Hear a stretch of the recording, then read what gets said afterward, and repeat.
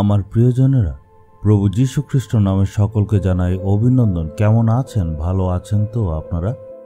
আপনারা কি প্রভুতে আনন্দে আছেন? আপনারা কি প্রভুতে খুশি আছেন? আমাদের প্রভু যীশুর ইচ্ছা এটাই যে আমরা সব সময় আনন্দের মধ্যে থাকি। আজকের দিনে ঈশ্বর আমাদের জন্য কি প্রতিজ্ঞা রেখেছেন চলুন দেখি। আমরা দেখব 1 করিন্থীয়র 9 অধ্যায়ের 24 পদ।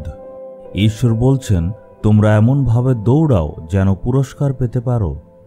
আপনি কখনো দৌড়ের প্রতিযোগিতা দেখেছেন? যারাই দৌড়ায় তারা কিন্তু প্রতিযোগিতায় প্রথম হবার জন্য দৌড়ায়, মেডেল পাওয়ার জন্য দৌড়ায়। আমরা সবাই এই জিনিসটা জানি, আমাদের জীবনও একটা দৌড়। কিন্তু আমরা কোথায় দৌড়চ্ছি? পৌল বলছে, যিশু যে দৌড় আমার জন্য রেখেছে সেটা আমি সম্পূর্ণ করব। সে বলেছে, অতীতের কথাগুলি আমি ভুলে যাই আর ভবিষ্যতের দিকে তাকিয়ে আমি দৌড়তে থাকি।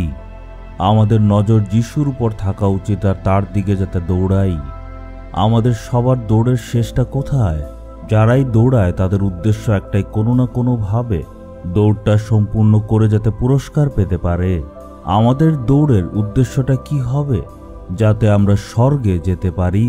এটাই আমাদের ভবিষ্যৎ। যখন আমরা পৃথিবীর দৌড় শেষ করব তখন আমরা স্বর্গে যিশুর সাথে থাকব।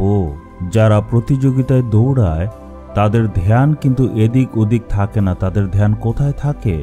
তার ধ্যান থাকে পুরস্কারের দিকে। মানুষ যতই চিৎকার চেঁচামেচি করুক তারা কিন্তু সেই পুরস্কারের দিকে ধ্যান রাখে। একইভাবে আমাদেরও ধ্যান যাতে প্রভু যিশুর উপরে থাকে, স্বর্গ রাজ্যের উপরেই আমাদের ধ্যান থাকতে হবে। মানে যখন আমরা এই পৃথিবীতে চোখ বন্ধ করব তখন আমরা প্রভু যিশুর সাথে স্বর্গে রাজত্ব করব। পৌল বাক্যে বলেছে, আমি উত্তম দৌড় শেষ করেছি আর আমি আমার বিশ্বাসকে রক্ষা করেছি, আর আমার জন্য রাখা আছে সেই ধার্মিকতার মুকুট যেটা যিশু দেবেন। এই জিনিসটার প্রতি ধ্যান দিতে হবে।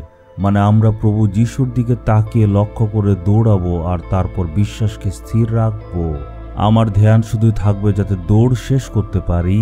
আমার জন্য ঈশ্বর ধার্মিকতার মুকুট রেখেছে, সেটাকে আমি যাতে কোনোভাবে পেতে পারি।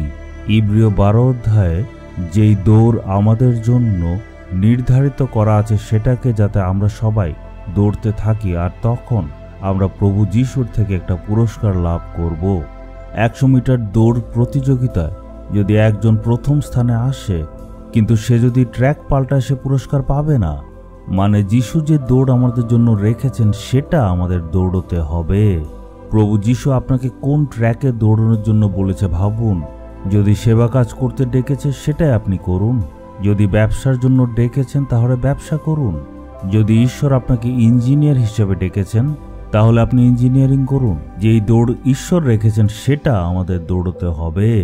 দৌড় আমাদের সম্পূর্ণ করতে হবে, এটাই আমাদের উদ্দেশ্য।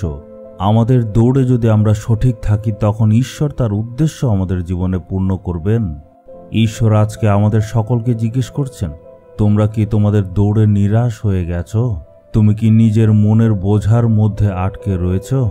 আপনি দৌড়তে থাকুন, ঈশ্বর সঙ্গে থাকবেন। চলুন আমরা ঈশ্বরকে বলি, হে প্রভু, আমি পুরস্কার পাওয়ার জন্য দৌড় সম্পূর্ণ করব। আমি বিশ্বাসে স্থির হয়ে আমি জিতব। প্রভু যিশুর নামে চাইলাম, আমেন, আমেন।